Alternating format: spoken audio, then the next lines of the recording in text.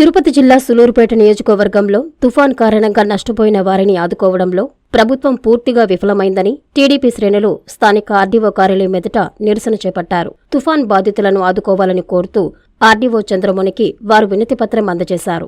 ఈ సందర్భంగా తిరుపతి జిల్లా టీడీపీ ప్రధాన కార్యదర్శి వేనాటి సతీష్ రెడ్డి మాట్లాడుతూ రాష్ట్ర ప్రభుత్వం తుఫాన్ సహాయం అందించకుండా మొద్దునిద్రపోతోందని మండిపడ్డారు.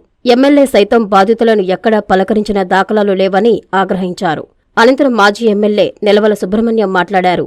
తుఫాన్ ప్రభావంతో నష్టపోయిన వారిని ప్రభుత్వం ఆదుకోవాలని డిమాండ్ చేశారు.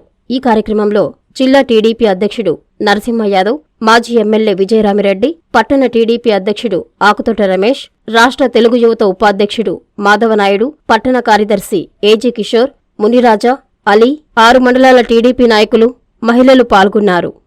తుఫాను పోక ముందుగానే ప్రతి ఒక్కరికి బాధితులకు అంతా కూడా నష్టపరిహారం చెల్లించి వాళ్ళని ఆదుకునే దిశగా ముందు ప్రభుత్వం పనిచేసింది. ఈ ప్రభుత్వం ఈ రోజుకి కూడా గ్రామాల్లోకి వెళ్ళలేదు, ఎన్యూమరేషన్ చేయలేదు. ఈ రోజుకి కూడా ముంపు ప్రాంతాలను సందర్శించిన దాఖలాలు అయితే లేవు. ఇప్పుడు మేము ప్రభుత్వాన్ని ఒకటే డిమాండ్ చేస్తున్నాం. రైతుల ద్వారా ఎకరాకి హెక్టారు 15,000 రూపాయలు ఇస్తానని ఈ ప్రభుత్వం చెప్పింది. మేము 30,000 రూపాయలు డిమాండ్ చేస్తున్నాం వరికి. అదేవిధంగా మిరప పంటకి 60,000 రూపాయలు, వేరుశనగకి వాళ్ళు 15,000 రూపాయలు ఇస్తున్నారు, మేము 30,000 రూపాయలు. ఆక్వాకి 8,200 రూపాయలు ప్రకటించినారు. 8,200 రూపాయలు ఎక్కడికి వస్తుందండి? ఆక్వాకి 50,000 రూపాయలు డిమాండ్ చేస్తున్నాం హెక్టార్కి. ఇది తక్షణమే దీనికన్నిటికీ కూడా ఎక్కడ కూడా ఏ రైతుకి కూడా ఇబ్బంది పెట్టకుండా దీంట్లో తెలుగుదేశం పార్టీ రైతులను కూడా కొంతమంది వైసీపీ నాయకులు అవాయిడ్ చేస్తున్నారు. తెలుగుదేశం పార్టీ వాళ్ళు కూడా రైతులే, వాళ్ళందరినీ కూడా ఆదుకోవాలా. లేదంటే మేమందరం కూడా రాష్ట్ర వ్యాప్తంగా, జిల్లా వ్యాప్తంగా కూడా రైతులందరూ తెలుగుదేశం పార్టీ రైతులకు సపోర్ట్ గా ప్రతి ఆర్డీఓ ఆఫీసు, కలెక్టర్ ఆఫీసు ముట్టడిస్తాం. అందరికీ నమస్కారం. మిచిగన్ తుఫాన్ ఎంత ప్రభావితం చూపించిందో ప్రజలందరూ చూశారు. సైక్లోన్లు, తుఫాన్లు రావడం సహజం, వస్తూ ఉంటాయి, వాటిపైన అవి చేస్తాయి, డ్యామేజ్ జరుగుతుంది. కానీ డ్యామేజ్ జరిగిన ప్రతిసారి ఏ ప్రభుత్వం అధికారంలో ఉన్నా ఆ ప్రభుత్వం తగు చర్యలు తీసుకొని ప్రజలకు ఇబ్బంది లేకుండా వాళ్ళకు కావాల్సిన సహాయ సహకారాలు అందించడంలో, ప్రజలు ఇబ్బంది పడకుండా చూసుకోవడంలో ప్రభుత్వం ముందందు ఉండాల.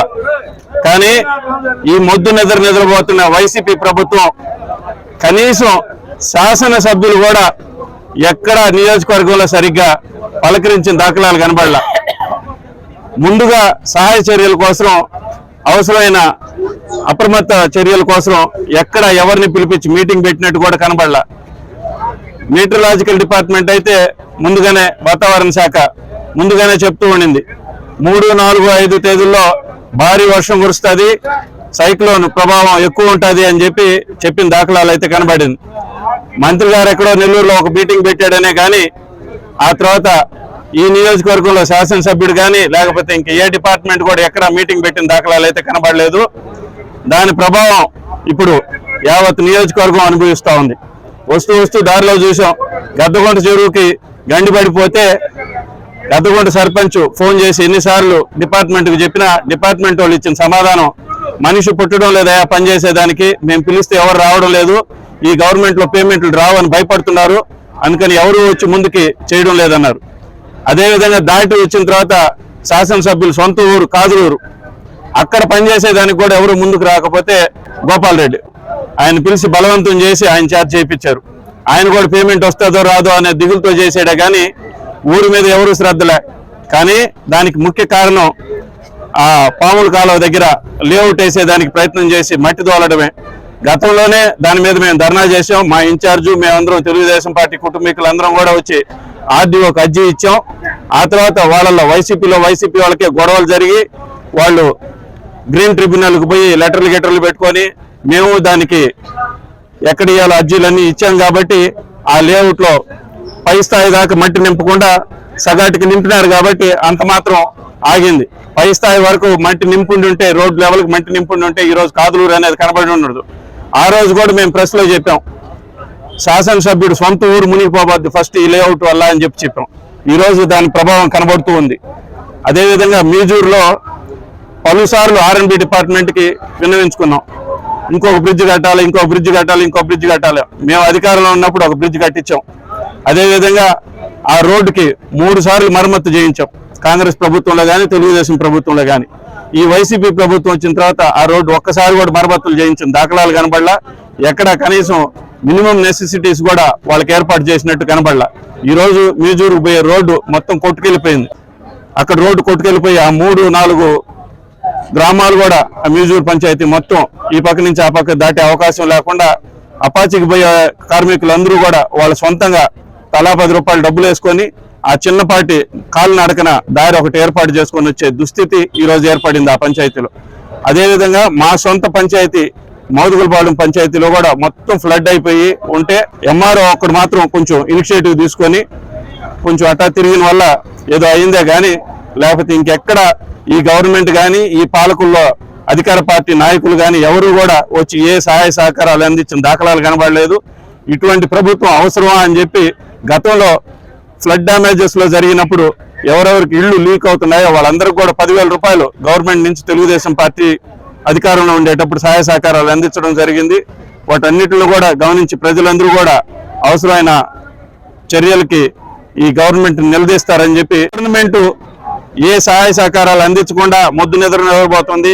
కనీసం ఏ స్పెషల్ డ్రైవ్ కూడా పెట్టలేదు అనేది మా నిరసన.